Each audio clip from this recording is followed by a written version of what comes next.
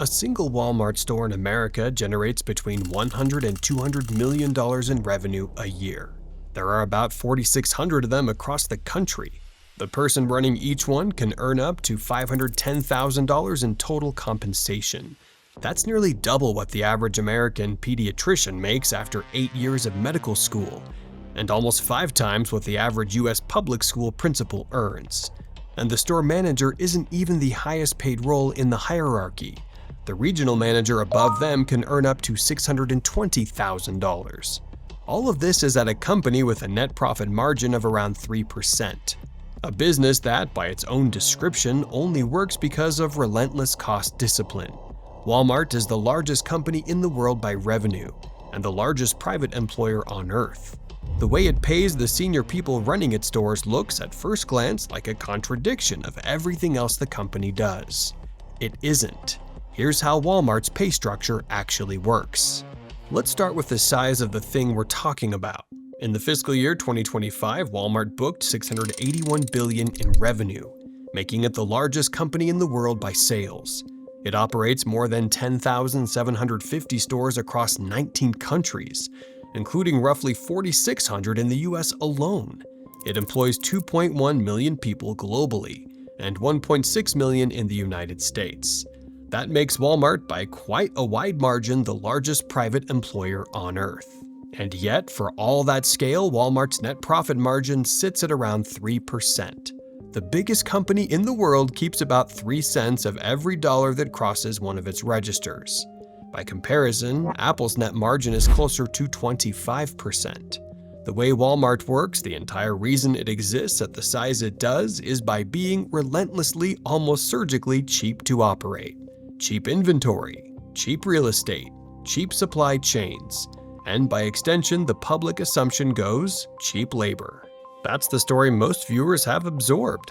Walmart is what cheap labor looks like at scale. It's the reason a typical Walmart cashier in 2026 still starts around $14 an hour in states without a higher minimum, and why the company has been a fixture in debates about low-wage work for decades.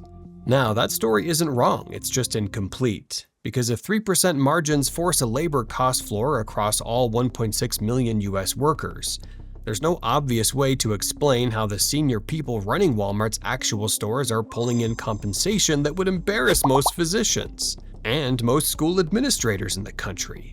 Either the cost discipline story is wrong, or it's only describing one layer of a 3-layer system. Here's what's actually going on. Walmart isn't running one wage philosophy unevenly. It's running the same underlying principle.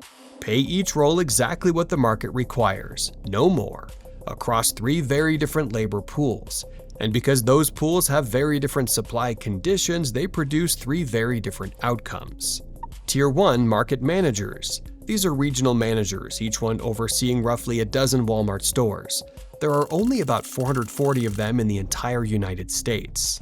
Each market manager is responsible for a cluster of stores producing somewhere between $2 and $5 billion in annual sales.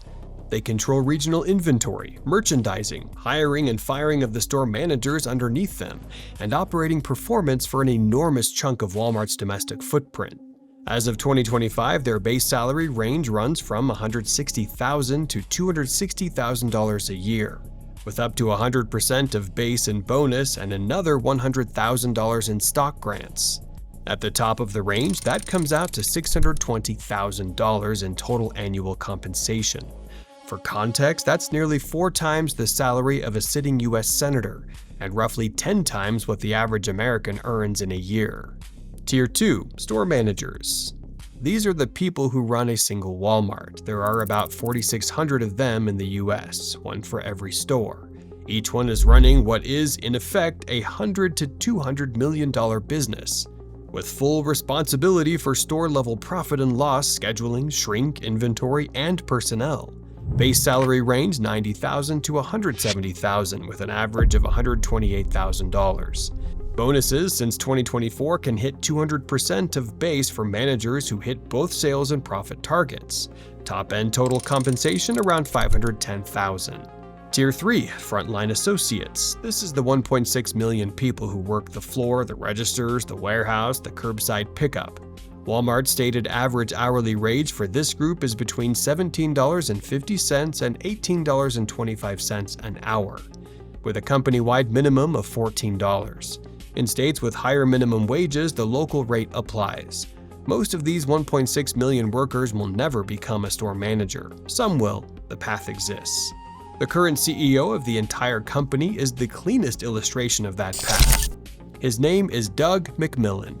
McMillon started at Walmart in 1984 as a teenage hourly warehouse associate in Tulsa, Oklahoma, unloading trucks for the summer.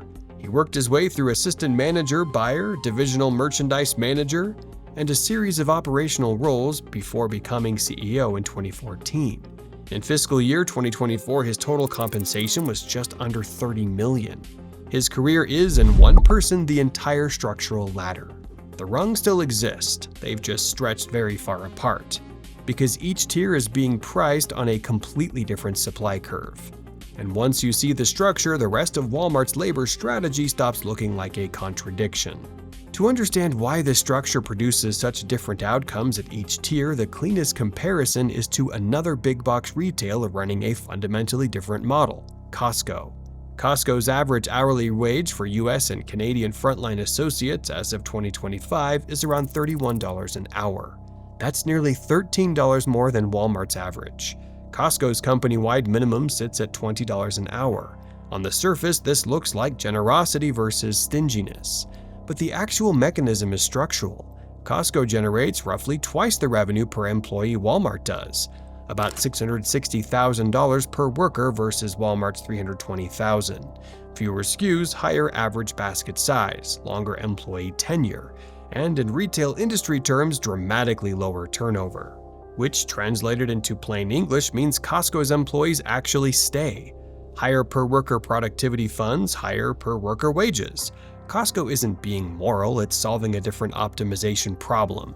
Both companies pay what their structures require. The same logic is why Walmart's manager pay just went up. In January 2024, Walmart raised the average store manager base salary from $117,000 to $128,000 and lifted the bonus ceiling to 200% of base. In January 2025, Walmart raised the market manager package from up to $570,000 to up to $620,000. Why? Because the retail labor market tightened, and Target, Costco, and Amazon were all competing for the same pool of operational talent. Walmart paid what the market required, which is, of course, the entire thesis at every tier. Now, what about the floor? In November 2020, the Government Accountability Office, the nonpartisan watchdog arm of Congress, published a report commissioned by Senator Bernie Sanders, identifying which large U.S. employers had the most workers receiving SNAP benefits, more commonly known as food stamps. Across 9 surveyed states, the GAO found roughly 14,500 Walmart workers receiving SNAP. The data was from February 2018, before Walmart's 2018 and 2023 wage hikes, so the current number is almost certainly lower. McDonald's, Dollar Tree, Dollar General, and Amazon were also high on the list. If you've seen that statistic before, you've probably seen it framed as a scandal. The more interesting thing it actually shows is what happens to the wage floor when a single employer at this scale shapes entry-level retail pay across most of the country. It's a structural pattern that shows up across many large employers in low-margin industries, not a moral feature of one company. The other half of the floor story is what happens to the surrounding labor market when a Walmart opens. A 2008 paper in the Journal of Urban Economics by Neumark Zhang and Ciccarella found that a new Walmart reduces county-level retail employment by about 2.7%, roughly 150 workers displaced per store. A separate 2007 study by Dube, Lester, and Eidlin at UC Berkeley estimated that local retail wages drop by about 1.5% after a Walmart enters a county. Modest at the county level, but they compound in smaller towns where Walmart becomes the dominant retail employer. So why doesn't frontline pay rise faster anyway? 2 structural reasons. First, Walmart has spent decades engineering store operations specifically so frontline labor doesn't need to be scarce. Standardized processes, heavy logistics automation, self-checkout, detailed task design. All of it reduces the skill premium for any individual worker. The supply curve for the role is wide by design. Second, the U.S. workforce remains almost entirely non-union.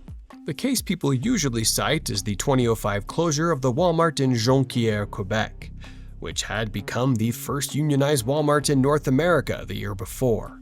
Walmart announced the closure, citing financial losses. The UFCW union argued it was an anti-union retaliation. The case produced contradictory Canadian court rulings. A 2009 Supreme Court of Canada decision upheld Walmart's right to close the store. A 2014 ruling found illegal acts during the layoff process. And the fact that a single 20-year-old Canadian store closure is still the cleanest example anyone cites is itself a data point about how rare successful unionization at Walmart has been. Whatever the merits of that case, the practical effect on wage setting today is the same. Without collective bargaining, the frontline wage is set by the local labor market alone. And the local labor market is itself shaped by Walmart's presence. So that's the mechanism. Tier 1, 440 market managers, paid like executives because replacing one badly costs tens of millions. Tier 2, 4,600 store managers, paid like senior professionals because each one runs a 9-figure business. Tier 3, 1.6 million frontline workers, paid at the local market floor because the role has been engineered so that any one of them is functionally interchangeable. Same cost discipline, 3 different supply curves, 3 completely different outcomes. Pull back from Walmart specifically and the lesson generalizes. Compensation in large organizations isn't set by what a job is worth in some abstract sense. It is set by what the market requires to fill the role at the quality the company needs. Where the supply of qualified people is narrow and the cost of a wrong hire is high, pay rises until the position is filled well. Where the supply is wide and the role has been engineered to be interchangeable, pay sits at whatever floor the local market will accept. Walmart didn't invent that logic. Most large employers follow some version of it, but Walmart is the cleanest illustration, because the company applies the same cost discipline to all 3 tiers of its store organization, at a scale no one else operates at. It's worth noting that this isn't the only way to run a giant retailer. In the previous video, we looked at how Costco built its model around making frontline labor a competitive advantage rather than a commodity. Same industry, same scale, completely different wage structure. Because the design produces a completely different supply curve. Both models work, they just produce very different versions of the same business. If you enjoyed this video, hit the like button. Let us know in the comments what you think about Walmart's pay structure. And subscribe to the channel for more.